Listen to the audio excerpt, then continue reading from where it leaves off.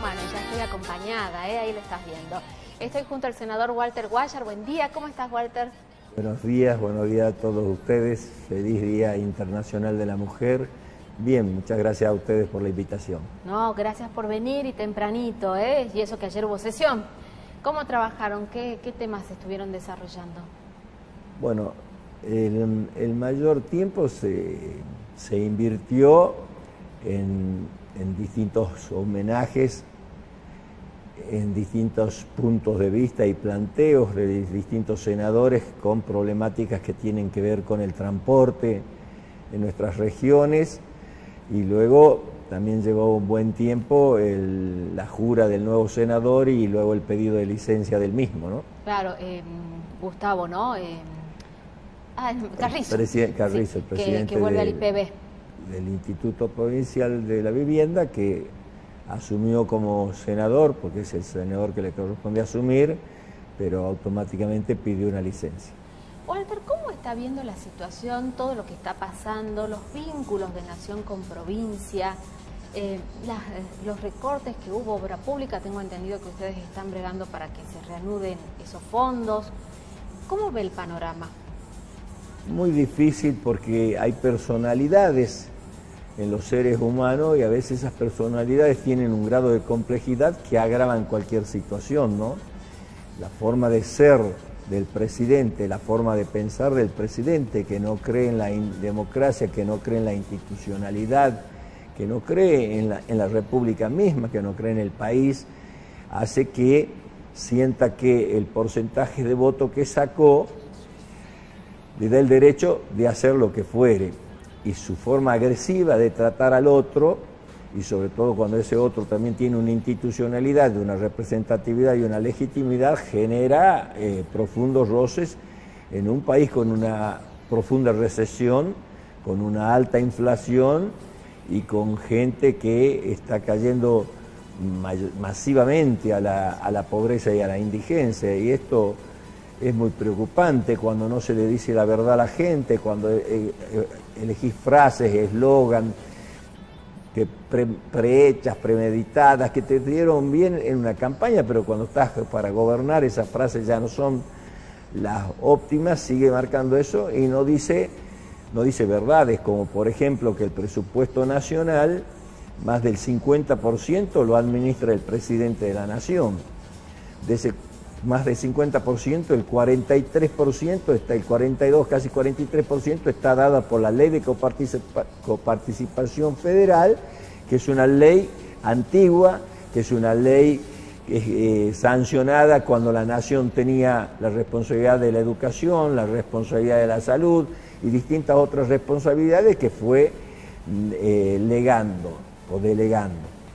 Luego también están los otros ítems que está por ley, que tienen de dónde salen, de dónde se cobra ese impuesto y a qué va ese impuesto. Por ejemplo, un impuesto para la educación, un impuesto que va directamente a organismos y a empresas del Estado, un impuesto que va directamente para el arte, el teatro, por ejemplo, un impuesto que va directamente a la vivienda. Con eso pasa el 50%. Un impuesto concreto, que son los ATN, los famosos ATN, que están por ley, van a la presidencia, pero el presidente luego tiene que darlo a las provincias.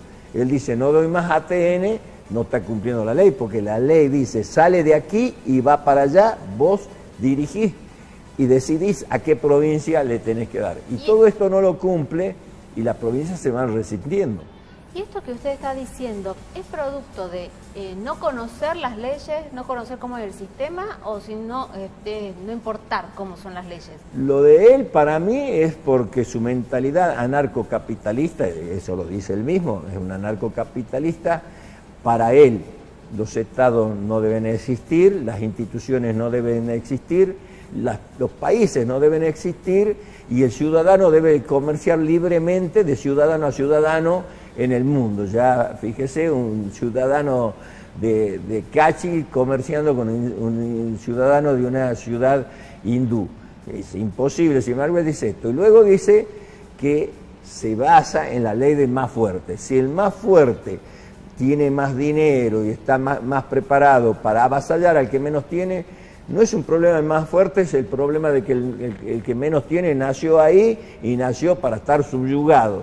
Ese concepto tan cruel, tan falta de humanidad, bueno, hace que si el mundo fuera así, sería un mundo no bueno ni para vivirlo, ¿no? La falta de empatía, la falta de solidaridad, cuando no te duele el dolor del otro, cuando crees que vos naciste con privilegios y tienes que morir con privilegios.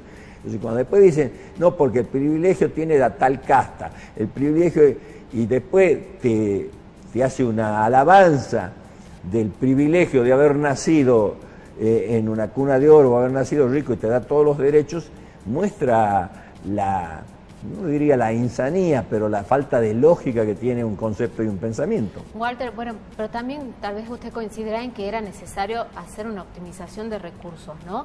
Sin ninguna duda. En este momento se ve que los gobernadores, los intendentes, todos están tratando de hacer esa optimización porque no está entrando la misma plata que antes. Sin ninguna duda que así hubiera estado entrando la misma plata.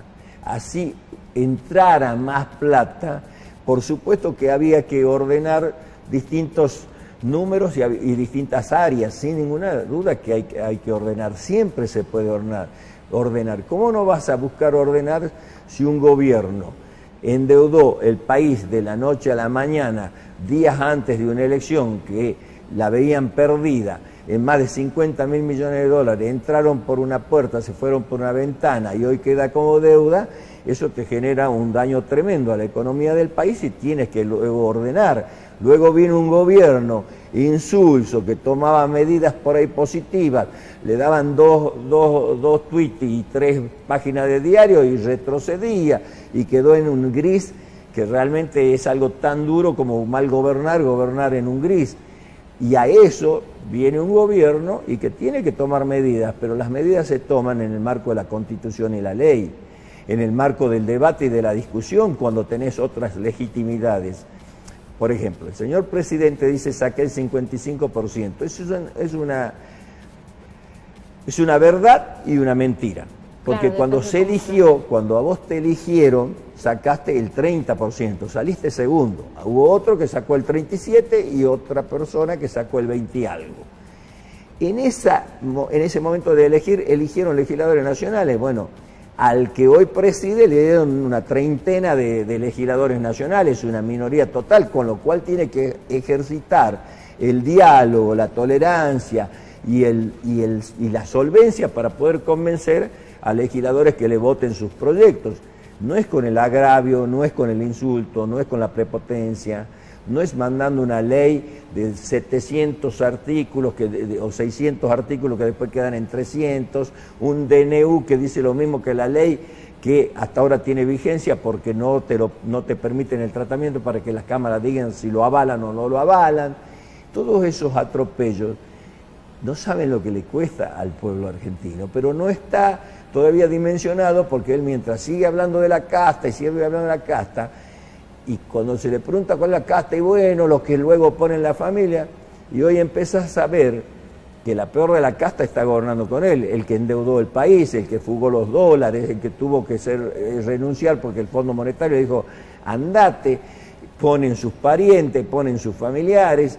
Entonces, ahí está la verdadera casta. Hay en todos los sectores, en todos los partidos, hay gente más positiva y hay gente más negativa. Hay gente que tiene una ética y hay otra gente que no tiene una ética, pero también en los distintos ámbitos de la vida y de la sociedad lo hay. Entonces, hacer un culto del ataque al otro y no resolver los problemas es parte de que se agraven los problemas. Y Walter, ¿cómo ve usted la reunión de esta tarde? ¿Y cómo ve la participación del gobernador en todo este tema de la disputa que hay, ¿no?, entre provincias y nación? La figura de Sánchez está apareciendo mucho en los medios nacionales, tal vez está buscando impulsarse como un referente de la oposición. ¿Cómo lo ve usted? Yo lo que te digo que lo que puedo decir a través de lo que me informo por la comunicación, porque hasta el día de ayer era una reunión con todos los gobernadores y ya habían confirmado la totalidad de los gobernadores que iban, gobernador que no iba a mandar a su vice. A última hora de ayer, a madrugada de hoy, empezó a decirse que no se hacía la reunión porque no todos los gobernadores iban a ir, se le habían empezado a venir, entonces iba a ver quiénes iban, quiénes no iban, entonces ya no sé si hay realmente una reunión con funcionarios, que ¿sabes? Se reunieron los gobernadores, que los funcionarios se comprometieron en cosas con los gobernadores y luego no pudieron cumplir porque el presidente no cumple lo que comprometen sus funcionarios desautorizándolos. Entonces, bueno, eso es una parte de la reunión y luego dice, esto es una pre-reunión para ir al 25 de mayo a una reunión a donde tenés que venir a aprobar estos 10 puntos. Pero para aprobar estos 10 puntos, primero me aprobás el DNU y la ley ómnibus. Si no me aprobás esto, no nos juntamos a tratar esos 10 puntos. Primero, es un chantaje, es una maniobra que deja mucho que desear, y si un gobernador se deja presionar y chantajear, deja mucho que desear del gobernador. Ahora, yo sentía gobernadores que decían, vamos a ir, pero no a libro cerrado, a discutir el todo. Bueno, eso sí me parece lógico, sentarse a conversar y discutir el todo, sí. Pero ¿de qué te serviría el 25 de mayo discutir el todo? Y pongamos que en ese todo el gobierno te dice todo sí. Si ya le aprobaste la ley ómnibus y el decreto de necesidad de urgencia, le estás dando facultades y poderes especiales que puede luego modificar todo lo que se apruebe del 25. Entonces, estas mentiras, la gente no la tiene por qué conocer, está ocupado en ver cómo sobrevive, cómo lleva recursos a su casa, cómo logra alimentar a su familia. Miren, se van a estar teniendo en cuenta que si acuerdan el 25 de mayo, estaría todo bien y no se dan cuenta que con como te está obligando a aprobar leyes antes que le dan facultades extraordinarias y que desarticula el Estado, ya el acuerdo del 25 queda sin razón, sin ton ni son, como decíamos. Entonces, estas cuestiones la población no la sabe. Los dirigentes que tienen responsabilidades, por lo menos ellos la tienen que saber. Muchos están ocupando bancas y ocupando responsabilidades y no lo saben.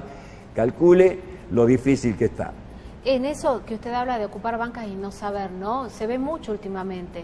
En el ámbito nacional, pero también en el provincial, ¿no? Es algo que ha ido creciendo con el tiempo. Esto es producto de que la gente no quería ya los políticos tradicionales, las caras conocidas. Ha generado daño en lo que... Siempre hay una matriz, ¿no?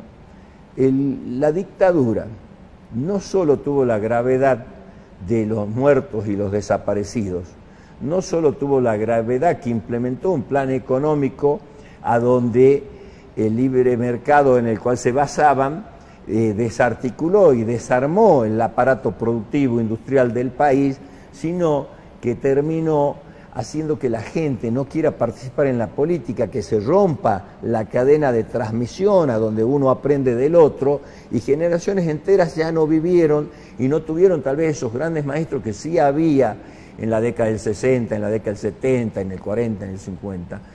Y luego un fuerte aparato comunicacional mundial a donde detracta la política, porque no es que los políticos son mal vistos aquí en la Argentina, son mal vistos en Estados Unidos también, son mal vistos en Inglaterra, son mal vistos en España y son mal vistos en la gran mayoría de los países del mundo. Pero esos países tienen tanta solvencia porque sus organizaciones intermedias, por ejemplo Estados Unidos se basa a través de lobbies de los distintos sectores empresariales, lobbies de los distintos sectores gremiales, y esos lobbies equilibran el país y entonces los presidentes tienen un margen muy pequeño de movimiento. Esto aquí no pasa, entonces aquí le están diciendo, aquí tomaron ese mensaje comunicacional global y dijeron los políticos se tienen que ir rápido, tienen que cambiar rápido. Entonces vos luego sos un político que recién asume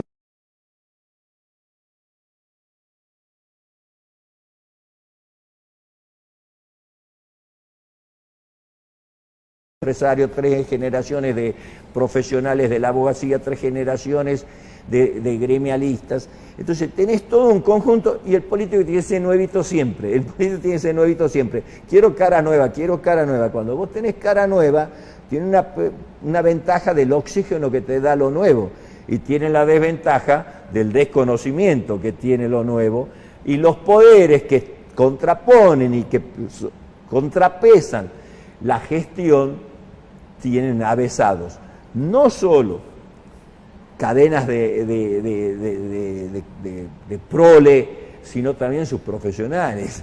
Sus profesionales están hechos para defender a esos sectores. Y bueno, ahí es a donde la sociedad tiene que entrar a debatir con mayor seriedad, con mayor responsabilidad, si quiere todos los caritas nuevas permanentemente y luego tener que aceptar que esas caritas nuevas van a tener más equívocos, o si quiere que la política sea un oficio, una profesión, a donde el tiempo te da la madurez y la experiencia y el timing que tenés que tener para contraponer intereses, porque esto es la política, administrar y equilibrar las distintas pujas de intereses que hay en la sociedad. Gracias, Walter. Muchas gracias por haber venido. Muy amable.